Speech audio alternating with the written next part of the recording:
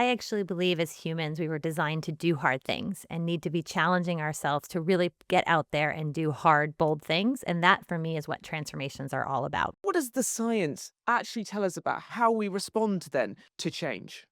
If you go back to sort of when we were cave people, right, and the real threats that existed in the time, anything that was out of the norm truly could affect our safety. And our brains have not evolved. So we're now seeing anything that's a threat to our ego, a threat to our way that we operate.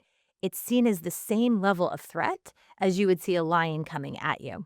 And so, knowing that, we have to understand how to help people see that the change is less threatening, and we have to help them be a part of it so that they feel they're designing it for themselves as well, not just that it's being done to them.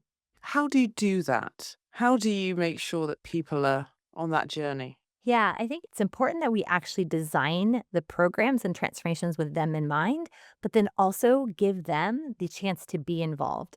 Too often, when we see transformations, they're very high level. The executive team decided to make a change. They have a small set of people working with them and say, these are the initiatives we're going to do.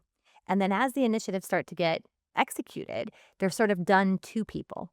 And what we would say the science is no, actually involve them. Let more people be involved in designing what are the initiatives they're going to work on. What's their role in it? There's something that in the sciences called the IKEA effect.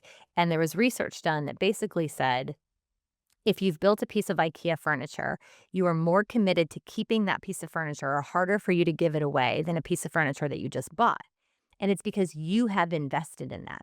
So when we think about helping people come along the change journey, we want them to build the change because they'll be more invested in it. It's still challenging, it's still hard because they built it, they are committed to seeing it through. And so as we think about bringing them on the journey, the first piece is to really help them be part of the change. The second is to actually pull together from all these different pieces of science to say, we know there are going to be hard moments. We know that momentum is going to be lost.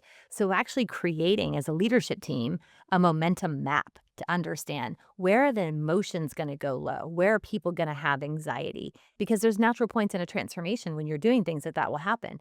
And then third is helping them understand that. People know this is hard. People don't show up to work to do a bad job. It's hard. We're asking them to break and change habits. But if you help them build the capabilities to cope with that, but also just the general understanding on what's actually going on, why am I feeling anxiety? And so, really making sure you're helping people with the training on the skills, but also themselves.